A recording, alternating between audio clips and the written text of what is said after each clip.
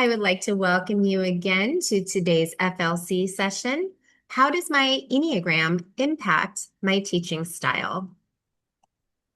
We have Dr. Shanta Atkinson on the line today, and Dr. Atkinson is a postdoctoral fellow with the College of Social and Behavioral Sciences. I've really enjoyed getting to know Dr. Atkinson over the past year, and it's so great to have you here today presenting on Enneagrams. So at this point, I'm going to turn things over to you. Welcome. Hi, thank you for the warm welcome, Dr. Downs. And I am looking forward to getting into the presentation today. As mentioned, I'm Dr. Shanta Atkinson.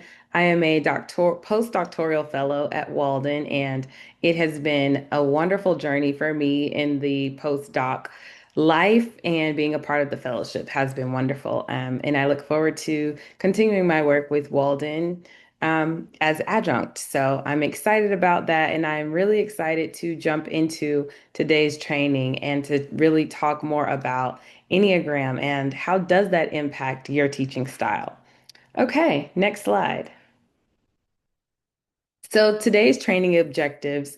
Today, this training was designed specifically to inform faculty about how their Enneagram numbers might show up in their teaching styles in asynchronous environments. Okay. So today you will get a surface level understanding of the Enneagram. You will learn about the nine numbers. You'll learn about the wings. You will learn about the stress and calm numbers that you typically would go to. And you're also going to have, or the levels of stress and strength. And you'll leave with faculty feeling better about an overall understanding of themselves as well as their Enneagram number. Now, you may also have even more questions about the Enneagram and Enneagram numbers. Let me take my bracelet off. And Enneagram numbers, and that's okay too. I have resources in here where you will be able to go and do an Enneagram quiz yourself if you choose to. So, we're also going to explore the stress and strengths and how they show up in your Enneagram number.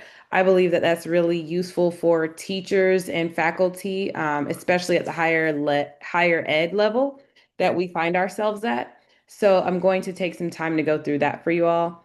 Lastly, we're going to identify Enneagram numbers just to deepen your self-awareness and understand how it can influence your teaching style. So that those are our objectives for today. Next slide. Okay, so Enneagram. What does the Enneagram mean? What does it tell us? Dr. Atkinson, did you make this word up? I did not make this word up. The Enneagram can tell us how we show up professionally, personally, and in our relationships. Again, if you take a deeper dive into Enneagram, you would learn this Enneagram, like maybe my mother is an Enneagram 2 and I'm an Enneagram 7 and we don't always get along. Maybe it's because of our Enneagrams. And so there's interesting ways to connect the Enneagram numbers. So the Enneagram, it tells us how others experience us. So similar to what I just mentioned with the child being an Enneagram number 2, the parent being a 7. How am I being experienced? So let's think about for us as faculty, how do our students experience us? Okay. So that's really what we're going to be looking into and what is the Enneagram going to tell us. Enneagram also tells about what are your individual unmet needs. That's those things that in our quiet time, those are those unmet needs. That's what the Enneagram is going to be able to allow us to consider. Enneagram will also tell us how stress and peace might show up for us. That's a fun one as well. Um, as mentioned earlier, there are nine types to the Enneagram. And so, of those nine types, it's really what are your natural tendencies and how does that show up for work? What are your natural habits to work? Are you more inclined to get up every Monday morning and you start and you go log into your Walden email and you're checking emails, responding back to students, logging into the classroom, doing posts? Or are you more likely to say, I'm going to do this around 2 or 3 o'clock in the afternoon. What does that look like? What do your work habits look like and your motivation? What does that look like? So, Enneagram is going to be able to help us with understanding that about ourselves, even. So, next slide, please. All right. So, the Enneagram, there are 9 areas of the Enneagram. So, if you look at this diagram, if you will, it somewhat looks like a Venn diagram with all the lines in the circle. So, there are 9. There's the reformer, the helper, the achiever, the individualist, the investigator, the loyalist, the enthusiast, the challenger, and the peacemaker. Okay. Now, of these 9, some people say, well, can I be more than one? No, you are one number. Now, what I will say is that it can change over the lifespan. So you may have taken the Enneagram, maybe your undergraduate year of college, and you might have been more along the lines of a 3 in undergrad. Maybe you go on, you continue on. Most of us, or if not all, on this webinar have doctoral degrees. So maybe you go into that more of the reformer. You're looking more like a 1 um, over the lifespan. Maybe you've had children, gotten married, dealt with grief and loss. So your numbers may change, but typically they do not. Typically, your number is your number, just given a few major life circumstances that may cause those to change. So that's something to be mindful of when we're thinking about how our Enneagram number impacts our teaching style, because typically our teaching style is one that develops over time, whereas your Enneagram number doesn't really develop over time. It's your natural tendencies that you are naturally going to gravitate towards. Okay. So, next slide.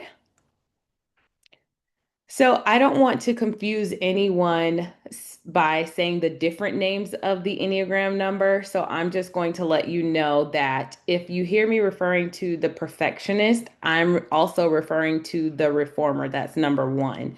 Number 1 is oftentimes called the perfectionist. Okay. And number 2 is the helper. Number 3, still the achiever. But some of the names, depending on which Enneagram you're looking at, they are interchangeable, because you may hear someone say, I'm such a perfectionist. That's them speaking Enneagram language, believe it or not. So let's talk about each of the types. And again, this is a very surface level of the types because I want to have more time to talk about how it shows up or can show up in your teaching style. So, the type 1, the reformer, or as I call them, the perfectionist, I'm not the only one that calls them that. That's actually on one of the Enneagrams, you may see that name, the perfectionist. So, the perfectionist, they are typically the ethical, dedicated, and reliable people. Those are the faculty that, as mentioned earlier, they have a set routine, they are going to be on time, they are not going to be late on meeting those KPIs. They are going to be on time.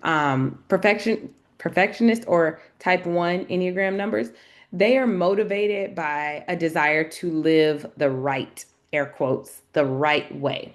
They are seeking to improve the world, leave the world better than it was, and they want to avoid fault and blame, meaning they do not want to be blamed for not having all their grades in, right? Like, who wants to not have their grades in by 5 on Friday? They want to have those in. So, a type 1 Enneagram person, faculty member rather, they are going to have their things in on time. They're very reliable.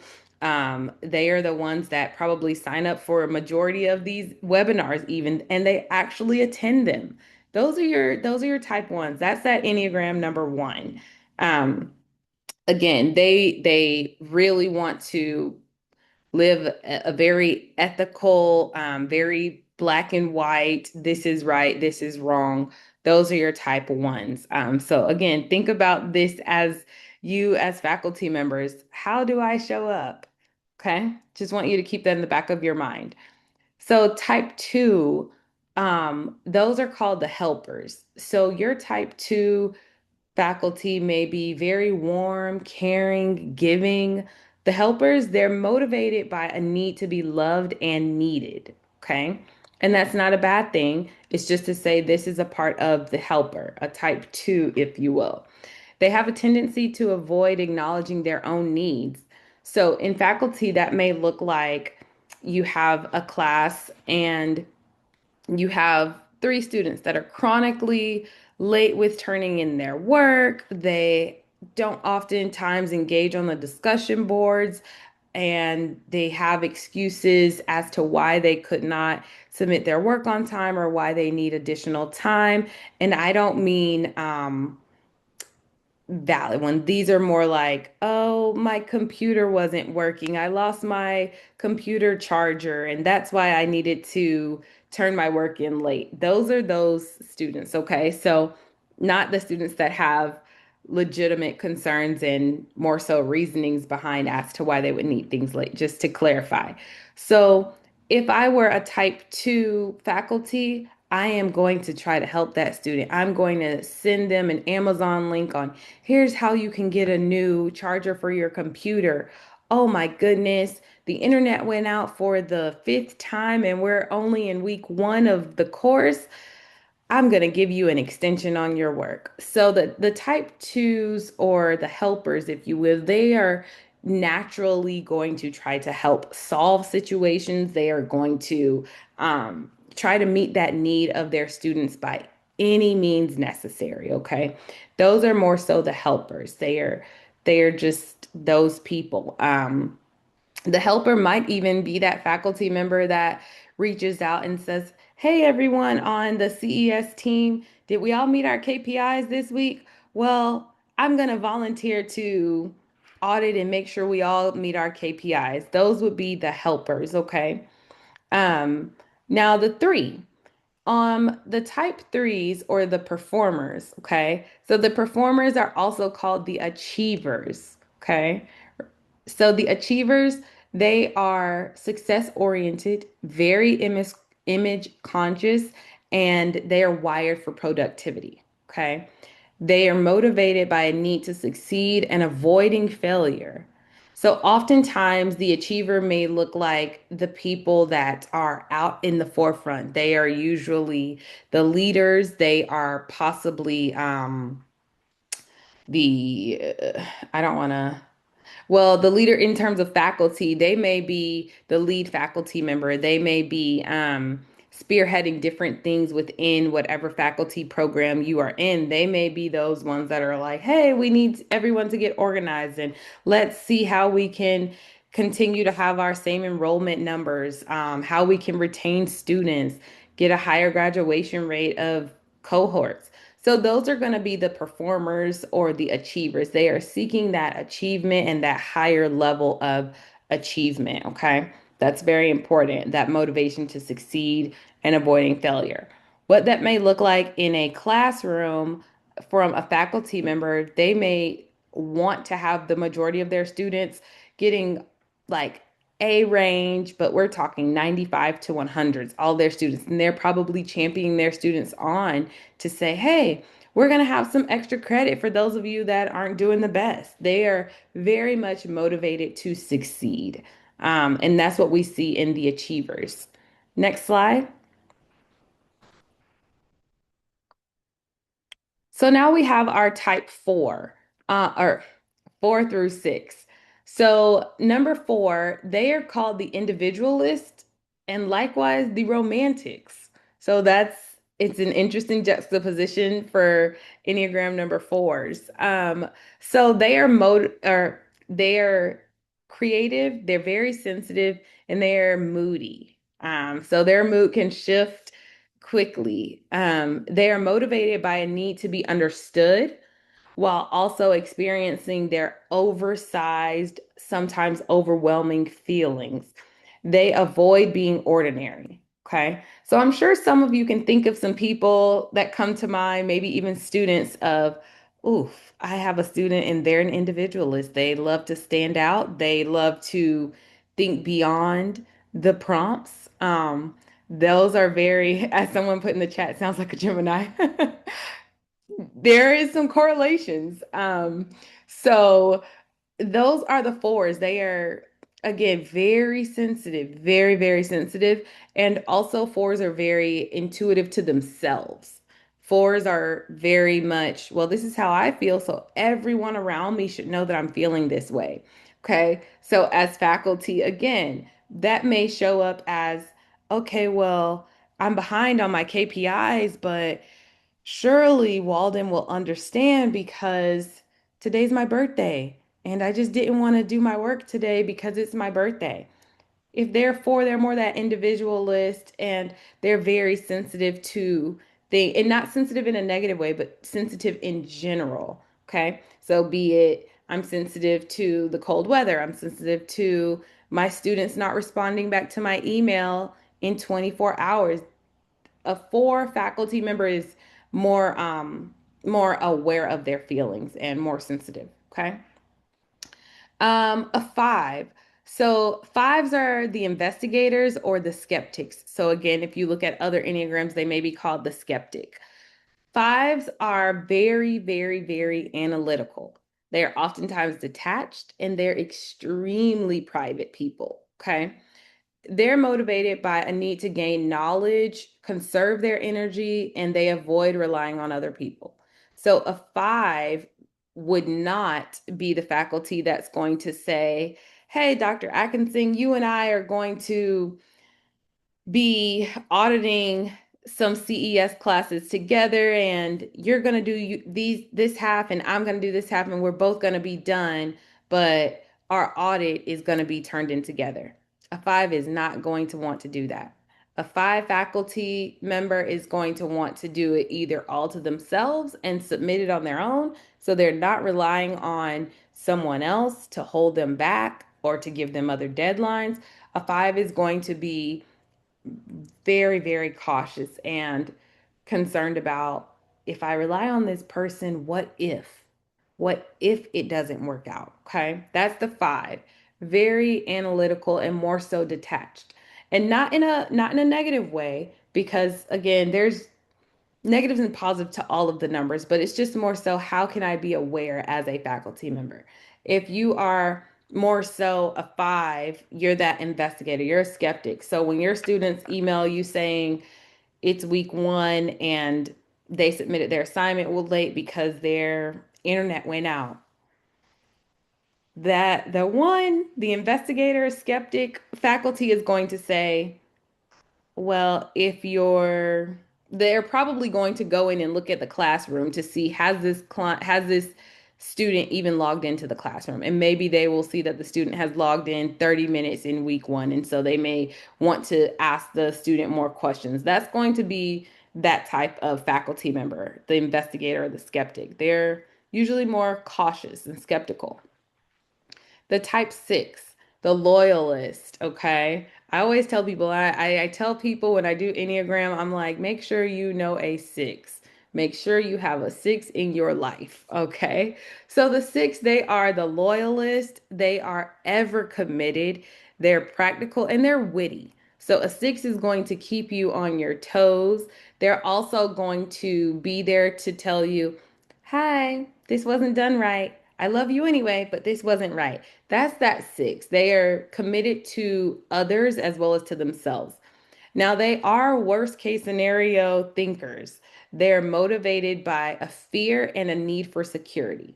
That fear of, oh my goodness, what if I get this wrong? What if someone is not committed to me? So that's the six. So that there's again, that push pull of I'm committed to myself and to others, and I want the same in return.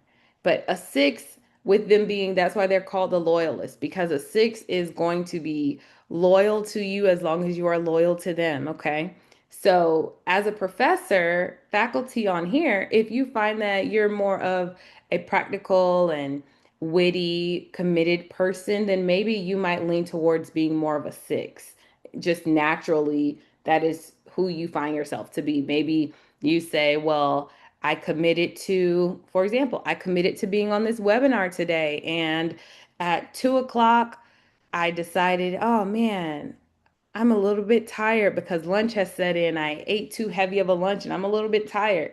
But I signed up for this webinar and I'm going to log on. That would be more your sixes. That commitment is there and they see it through. Okay. Next slide. Okay. So now we have types 7 through 9. Okay. So, type 7, that is your enthusiast. The enthusiast is oftentimes called the enthusiast. Those are the fun, spontaneous, adventurous people. Sevens are also the ones you want to keep around in your life because they're going to keep you on your toes. They're motivated by a need to be happy. They love to plan stimulating experiences and they do not like pain. Okay. A 7 is going to just rally and pick up people's spirits. And again, very, very fun. They enjoy that spontaneity. A 7, as a faculty member, they may be that faculty member that is getting all their KPIs and then saying, well, you know what? Grades are due at 5 on Friday. I'm going to get my grades turned in at 4:30 on Friday. Those are your 7 professors. They are very much the spontaneous, and maybe they are thrill seekers even in maybe I can get it just close enough. Those are your 7s. They tend to show up in asynchronous environments where maybe they're uploading more videos than some of our other faculty members, or maybe they are um, doing little Easter eggs in their classroom through the announcements with their classes. Those are the 7s. If that's you, then you may lean more towards a 7 when it comes to asynchronous environments. And definitely with non-asynchronous environments, they are definitely going to be those professors that are keeping their students engaged and entertained. Not to say that others are not keeping their students engaged, but a 7 is going to think way outside of the box. Okay. And an 8, the challenger. Okay, what do we say about the 8s?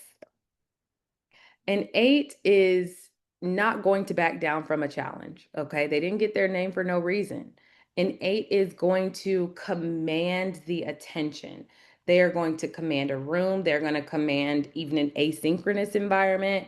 They are very intense people and they tend to be more confrontational.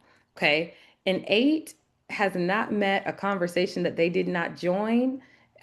They have not backed down from a debate, even because 8s are very much willing to challenge the status quo, the norm, and they're going to question everything and expect an answer. Those are your 8s. So they're motivated by a need to be happy, a plan, or 8, sorry. They're motivated by a need to be strong, and they feel they do not like feeling weak or vulnerable. So that's again, those 8s, they are seeking to understand. They're going to command attention. They want answers and facts behind those answers. So, an 8 may show up in an asynchronous classroom as being very strict or stringent.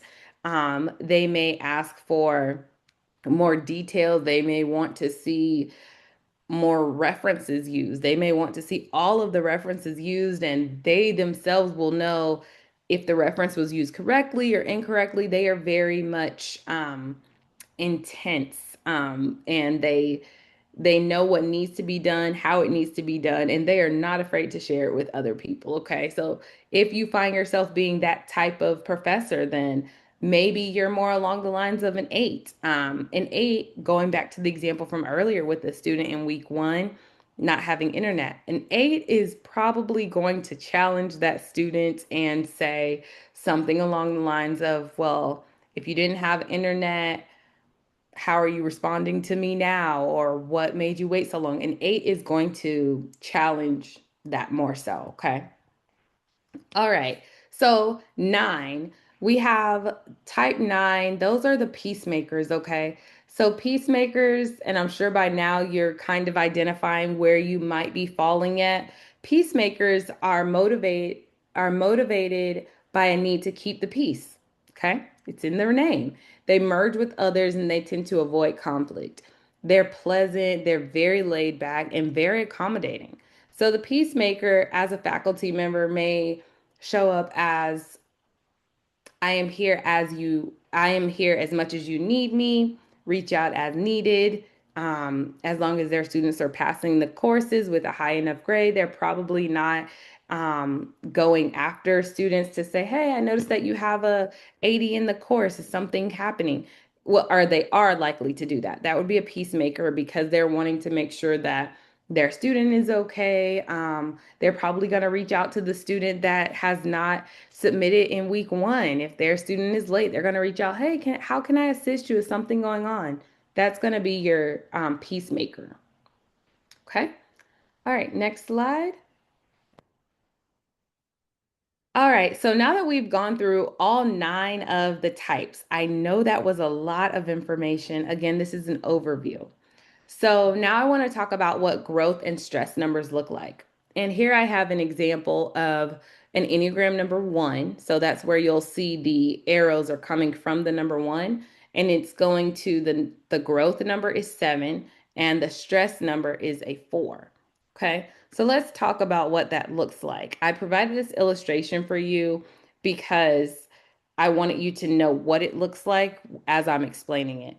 So your growth number is the number that you tend to go towards when you're in a safe setting, when not much is happening, but this is just where you are, and you may feel a little bit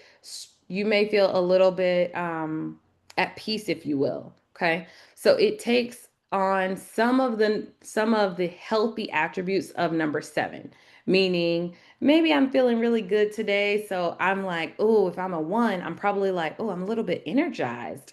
Maybe I want to do something fun. Maybe I want to go for a 5K. I'm going to register for that 5K. Maybe I want to really do something spontaneous. So I sign up for the Boston Marathon. That just happened Monday. So that's where a 1 would go to for growth. And they're taking the healthy attributes of a 7, which would be the fun, the spontaneity. Okay. Now, when a 1 is stressed, again, a 1 is the perfectionist. Okay. Or the perfectionist and also called the reformer. That's a 1. So imagine if a perfectionist is unable to do something correct, that's really going to rub them the wrong way and it's probably going to cause a lot of stress. So that stress that tends to look like the number that they move to. So they take on some of the unhealthy attributes of a 4. So an unhealthy attribute of a 4, the individualist, is they become self-critical. So that's what a 1 is going to do. They're going to take on that unhealthy part of a 4. Remember, I said each number has a healthy and an unhealthy aspects to it. So when you're in your growth area, you're going to go to whatever number is across from yours, and you can look at this and see the different numbers and where they go for their stress and for their growth, um, and know what attributes you're going for. Growth, you're going for positives. When you're stressed, you're going for the negative attributes of whatever the number is. So I also want to remind everyone, well, share really, that your growth area can also be referred to as your security number. So in Enneagram language, we may say, where are you secure? So again, for a 1, secure is I'm going to a 7. So maybe they would go to that person, as I mentioned earlier, make sure you have a number 6 in your life. A 1 is going to make sure that they have someone that's a 7 in their life because that's who they're going to go to. So in terms of faculty, maybe you're able to go and say, all right, I want to talk to this particular faculty member because they really help me when I'm stressed out. Or maybe they help me when I need to grow a little bit more. So identifying who you can talk to that would also be able to help you get to a positive place is helpful as well, especially as faculty in asynchronous environments. I saw that many of you are from all over. We have some East Coast people, we have some Texans, Louisiana. People are from different places. So what does it look like when I need to grow? Who can I reach out to and when? Okay. So I also want to say that you cannot choose your security number.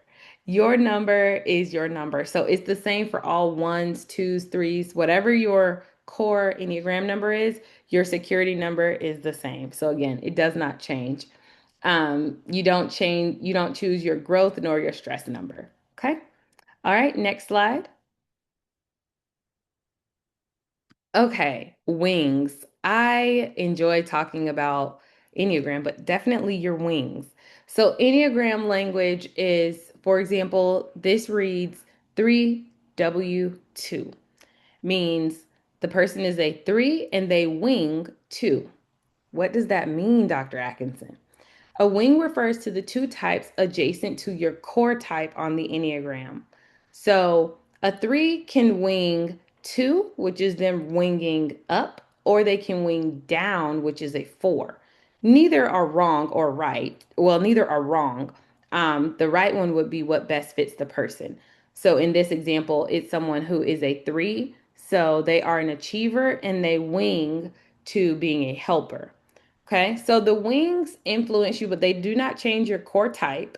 And one wing is dominant. So in this case, the second, the 2, is dominant to the 3.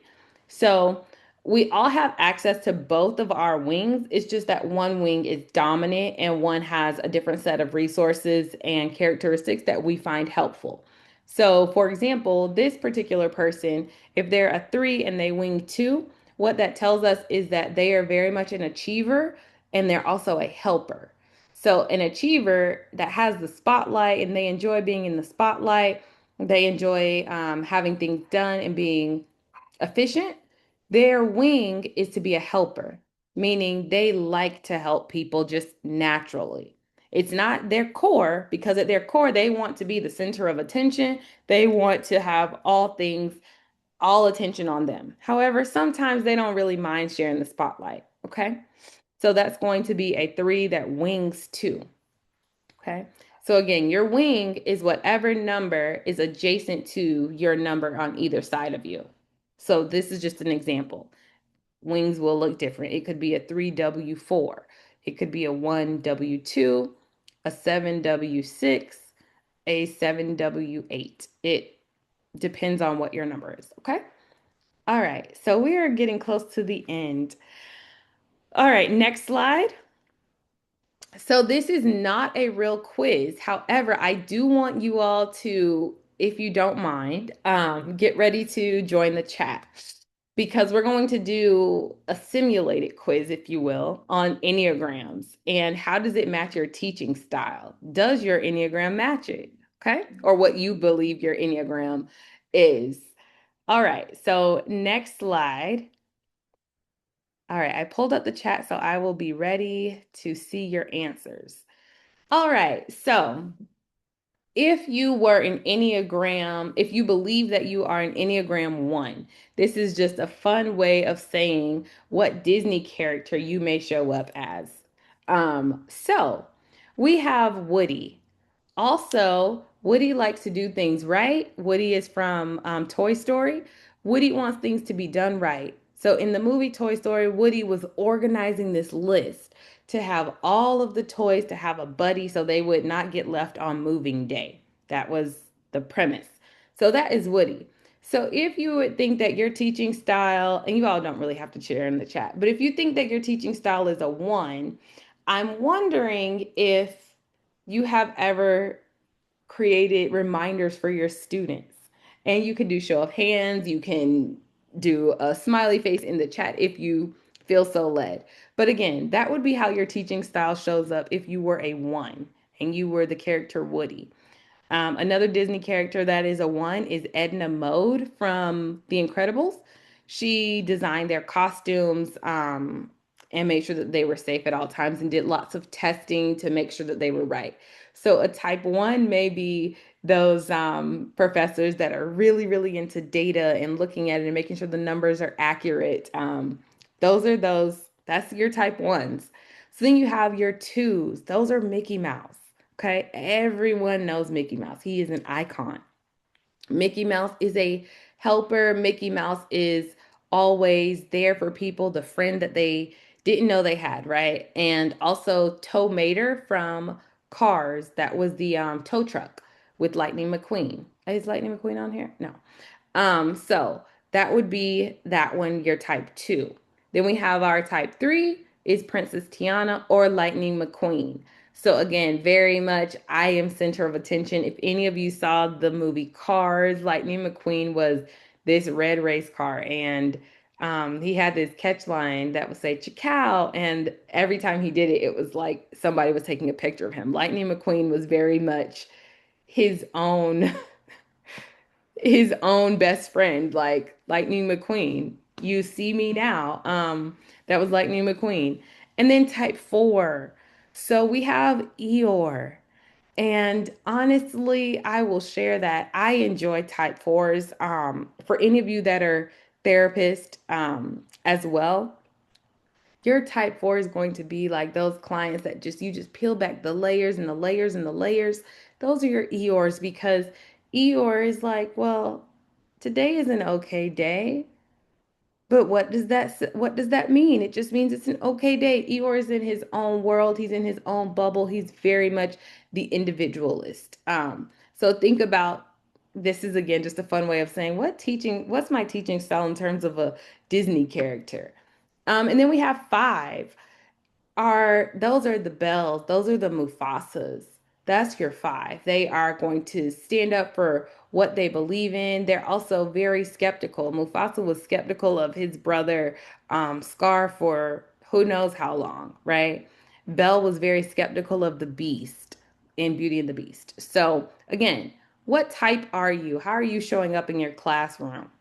Then we have type 6, or as I said, the loyalist. So I don't think you can really see oh, yes, you can with Slink. So again, that's a character from Toy Story. So Slink was very fun. He kept the toys in line, but also had a lot of comic relief. If any of you saw Toy Story, that is Slink. Also, Piglet from Winnie the Pooh, how Piglet is ever there for Pooh and is the loyalist and is going to be there. That's how Slink was in the movie. He was very loyal to Woody. So I don't know how many of you saw Toy Story. That's one of my favorite Disney movies. So that's why I know the storyline. But nonetheless, so type 7, that's joy. I'm sure most of you have seen Inside Out or the characters at least. So, 7, that's where you have joy. She is the enthusiast and she keeps them going throughout the movie. She only wants it to be happy and fun and great times for the child that's in the movie, right? And then also Tigger from Winnie the Pooh. Who would have guessed that? Yes, Tigger is a 7. And then we have an 8. Donald Duck is a reformer. I even put this picture on here for Donald Duck of him being, I mean, the challenger, sorry. I put this picture intentionally because it shows that he is ready for the challenge to take it on. And that's Donald Duck. So then we have, and also the genie from Aladdin is also an 8, a challenger. And lastly, we have Winnie the Pooh. Winnie the Pooh, I'm sure it's no surprise to people that Winnie the Pooh is a peacemaker. Winnie the Pooh wants all of his friends to have a great time, to have good days. He wants Christopher Robin to have a good day. Winnie the Pooh is just, I mean, who doesn't like Winnie the Pooh? Um, Probably no, I won't say the number. I won't say the number. And also Lilo from Lilo and Stitch is a 9. So that's just some ways for you to think about. And I see that many of you are in here. Some people are thinking that they might be a 6. Oh, Dr. Downs thinks she may be a 6. Someone's thinking they're an 8. All right. Yes, several of them may relate to you. All right, so next slide, please. Oh, and you know what? I will share that I am a 1. I am a strong 1. So I'm a 1 and I tend to wing 2. So I am a 1W2. So for all of those ones that are out there, you are not alone. I too am right there with you of getting things done in a timely fashion. That is me. And likewise, I like to be on time so much that I set a timer for even today because I didn't want to take up the full hour for you all. So I said, okay, Dr. Downs, I want to have them out in a certain amount of time. So I even have a timer for that. So thank you for all the ones. I see you all in here. Lastly, I just want to share some resources with you of Enneagram and how you can even take the Enneagram test yourself. There is the Enneagram Institute, and it will tell you can go on and take the test. I think it's a small cost to it, or you can do the free ones as well. Just food for thought. The free ones are going to give you more than likely the same number that the one you pay for will do. The only difference is the one you pay for is far more in depth than the other one. Here are some great books that you can utilize, especially for faculty. Now, I am not endorsing any of these books. I am just sharing these with you that I have found to be beneficial. The Nine Types of Leadership, very beneficial, especially for faculty. Um, and then the Enneagram at Work, the 9 points of potential. It's just really interesting. So I just want to leave you all with some resources in case you want to take a deeper dive into Enneagram and how it impacts your teaching style. Okay, next slide. Thank you. So, thank you all for today. Thank you for the last 40-ish minutes of your time. And I really appreciate all of you for joining today and for you engaging with me here today. And I'm open for any questions that you may have. Yes, any questions, please? You can raise your hand and we can unmute you, or you can just place them in the chat. I agree, Suzanne, very interesting. Thank you. Thank you, everyone. Well, wonderful. Well, we are recording, like I said, so you're either listening to this live or you're listening to a recorded version. We appreciate you carving out time to join us today. And if you have any questions, Dr. Atkinson is transitioning to adjunct faculty. Congratulations. And so she Thank is you. here for the long haul. So don't hesitate to reach out to her. Thanks for your comments in the chat. If you want to listen to any part of today's webinar again, you can click on the link also in the chat. We would love to also get your feedback. So I put that link, lots of links, right? Lots of links in the chat, but that link is also there. And Dr. Downs, I see one question I really want to address. Dr. Miller asked, how might this overlap or be connected to the Myers-Briggs? So yet the MBTI, yes, it is. It overlaps with it because you're able to see that because it's another personality style. So yes, there is some overlap there. It's just the Enneagram is more so that personality. And so it takes a little bit of a deeper dive versus the Myers-Briggs that also does the deeper dive as well. It's just which side of it you want to be on, really. But yes, that's another really, really, really good one as well. Thank you Yeah, for that's the a great question. question. Yeah, great Yeah. question. Yeah, it is similar to it. Very similar. So you will hear people saying like, "Oh, I'm an NFTJ or I'm a number such and such." It's just which language you prefer to use. Yes. You're welcome. Oh. Well, thank you all. And Dr. Atkinson, thank you so much for presenting this information, putting it on my radar, because honestly, I did not know much about Enneagrams before today. So thank you very much. And thank you for all of you who attended. And we see your dedication to Walden and to your students, and we truly appreciate it.